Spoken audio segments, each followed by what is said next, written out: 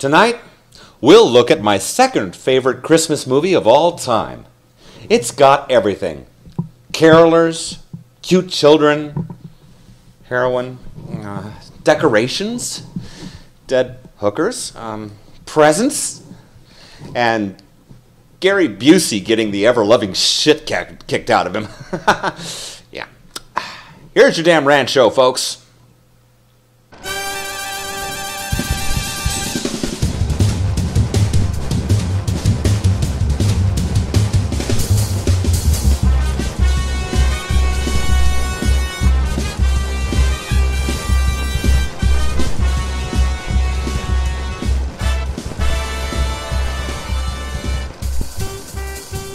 Greetings and welcome to Adam's Film Rants, the only show on YouTube that you are watching at this moment.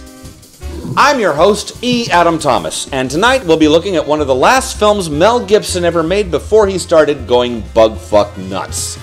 Richard Donner's blockbuster crime action flick, Lethal Weapon.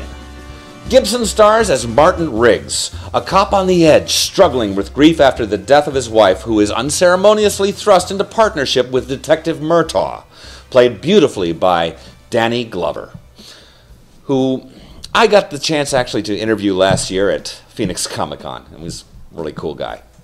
Anyway, they team up to solve the murder of one of Murtaugh's Vietnam War buddies and end up face to face with one of the sleekest, most evil groups of professional criminals this side of the Tea Party. Gary Busey is in rare form as the main henchman to the leader of this crime syndicate, and his performance is absolutely stunning. I mean, you actually believe that Gary Busey could actually be a psychotic nutjob. Go figure! Now, unlike last week's film, Die Hard, this film is more like a police procedural. Think Law & Order SVU on crystal meth. The action is pretty much non-stop, but unlike Die Hard, there is also a good deal more character development, especially with regard to the developing friendship between Riggs and Murtaugh. This works well for the film as you get more of a sense of real danger towards the end. I know it's almost a 30-year-old movie, but just in case you haven't seen it, I won't spoil it for you, other than to say that the fight at the end between Mel Gibson and Gary Busey is nothing short of amazing. Nonetheless, overall, it's every bit as good as Die Hard, which pisses me off to no end because unlike Die Hard sequels, the sequels to Lethal Weapon are a steady progression downhill.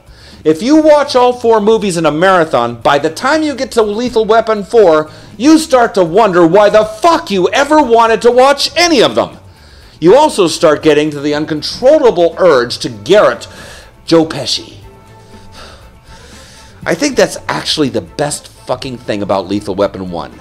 No fucking Joe Pesci. Now look, he's a fine actor. He's done some amazing work. He was in Goodfellas. Good job in Goodfellas. I love the guy dearly. I really do. But as far as I'm concerned, his Lethal Weapon character, Leo Getz, is the fucking Jar Jar Binks of the whole series. If he had only been in Lethal Weapon 2, it wouldn't have been so bad because he's the only thing about that movie that sucks. But the poison just spreads like some kind of disgusting zombie plague throughout the rest of the series until all you end up with is a festering, pus-filled, weeping sore of a film experience.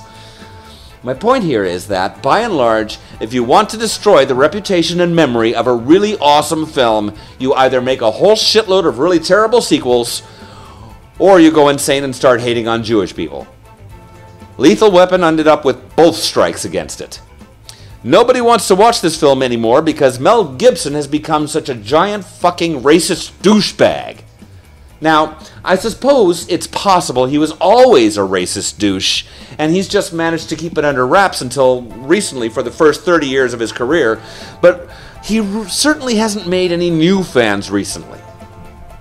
There is also another issue with this film, though, and it wasn't something that really bothered me too much until I watched it back to back with Die Hard recently in preparation for these 2 episodes.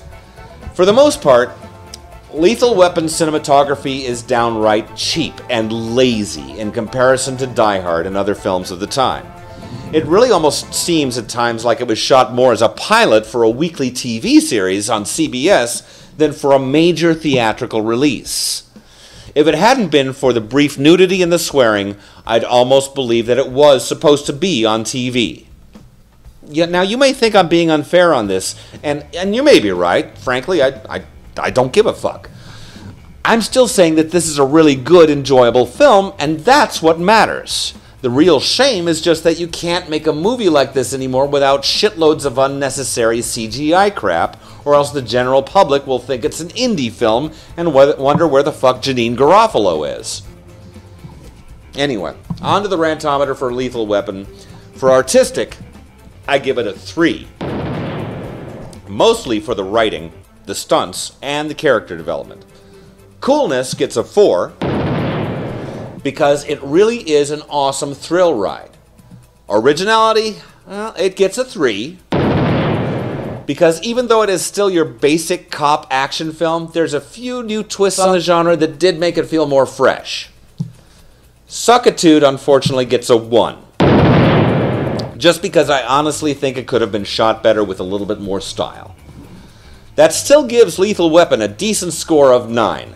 The highest score of any of the Lethal Weapon films, which, just so I don't have to do reviews on them later, gets a 7, a 4, and a -1 sequentially. Want to shake my hand for saying out loud what you've been thinking all along? Want to kick my ass for dissing a film you think is a vision of orgasmic glory, despite the fact that it's really an inane piece of shit? You can do both by commenting here, posting on Facebook and Twitter with the hashtag FilmRantCat, or emailing my ass at filmrantcat@cox.net. Also, you can check out our Facebook groups for either Adam's Film Rants or the Angry Men Reviews group. Next week, we'll just go ahead and keep this visceral action train going with the first of 2 Quentin Tarantino films in a row, Reservoir Dogs, starring Harvey Keitel, Tim Roth, and Steve Buscemi. Sorry to cut this episode short, but with Busey out loitering in the lawn, I gotta go out and kick a stanky lunatic albino ass. Don't forget to wear your helmets, folks.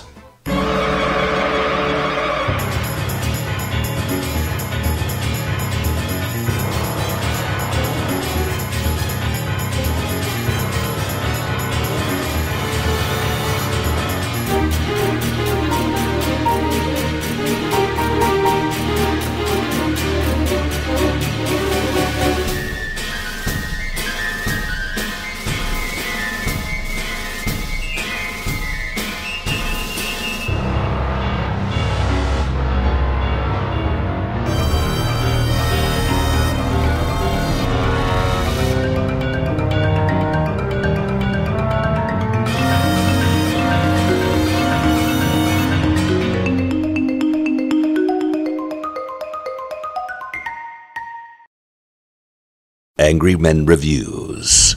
Many fucks said, no fucks given. Hey, you want to see crazy? I'll tell you.